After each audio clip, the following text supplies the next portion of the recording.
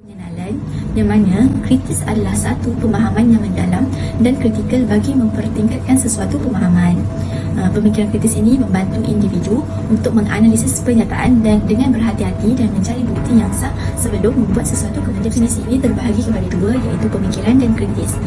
Definisi pemikiran adalah kebolehan manusia untuk mencipta gagasan-gagasan dan pengertian-pengertian, berhujah, menilai serta membuat sesuatu keputusan.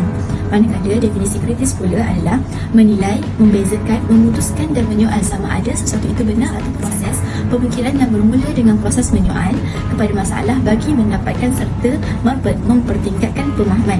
Ia melibatkan tiga jenis aktiviti mental, iaitu analisis, sintesis dan penilaian. Sistem edisi keempat, inovatif merupakan sesuatu yang baru diperkenalkan seperti sistem, kaedah, adat dan lain-lain yang baru.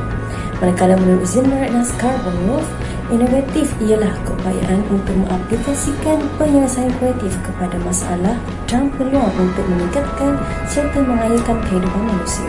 Proses penyelesaian inovasi juga meliputi 5 langkah, iaitu pengetahuan, pemwujudan, keputusan, pelaksanaan dan juga penghasil. Menurut Kamus Dewan Bahasa dan Pustaka, masyarakat membawa maksud kumpulan manusia yang hidup bersama di suatu tempat dengan aturan dan cara tertentu serta pergaulan hidup. Manakala dalam bahasa Inggeris pula, masyarakat adalah society yang pengertiannya mencakup interaksi sosial, perubahan sosial dan rasa kebersamaan. Menurut tokoh sosiologi Selo Sumarjan, pengertian masyarakat adalah orang-orang yang hidup bersama dan menghasilkan kehidupan. Merupakan beberapa contoh berfikir secara kritis dalam bekerja. Pertama, khidmat pelanggan ataupun customer service menggunakan kemahiran berfikir secara kritis ketika mengalami masalah pelanggan supaya dapat mencari jalan keluar. Kedua, mereka yang mencari kerjaan yang menghadiri interview menggunakan kemampuan critical thinking ataupun berfikir secara kritis untuk menjelaskan kemahiran serta pengalaman yang relevan dengan pekerjaan yang dimohon. Dan yang ketiga, peguam berfikir secara kritis untuk menganalisis bukti dan kes yang sedang dibicarakan. Adalah contoh pemikiran inovasi.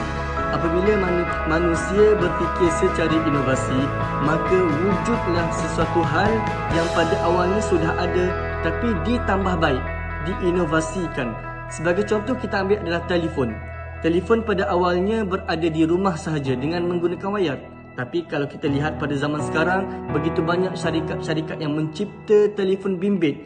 Telefon bimbit yang boleh dibawa serata tempat tanpa menggunakan wayar. Berfikiran secara kritis dan inovatif. Yang pertama adalah seseorang individu itu berfikiran secara kritis dan juga inovatif. Ianya adalah penting dalam menjimatkan kos dan juga masa. Yang kedua adalah untuk meningkatkan prestasi ataupun nilai kerja seseorang individu.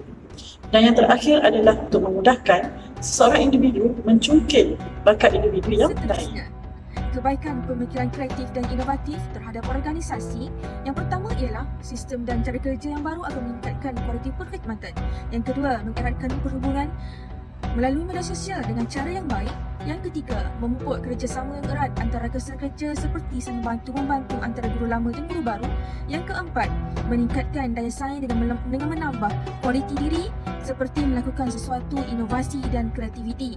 Dan yang terakhir, meningkatkan gaya penyampaian terhadap sistem pengajaran dan pembelajaran dalam kelas maupun di luar kelas. Antara faedah inovasi dan kreativiti kepada perkhidmatan awam adalah yang pertama, memupuk kerjasama antara agensi melalui penyeragaman inovasi atau penambahbaikan yang dihasilkan. Yang kedua, menjimatkan kos dan masa keseluruhan operasi perkhidmatan. Yang ketiga, dapat meningkatkan kualiti dan produktiviti perkhidmatan.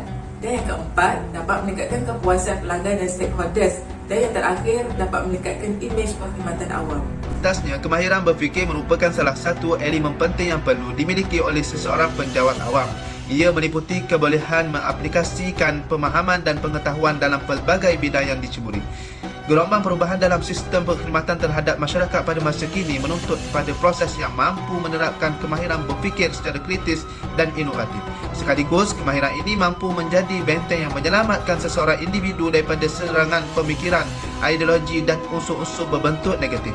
Oleh itu, berpeganglah kepada prinsip hidup untuk memberi dalam pelbagai aspek sama ada dari segi fizikal, emosi, intelektual, kewangan dan kerohanian. Sekian, terima kasih. Assalamualaikum warahmatullahi wabarakatuh.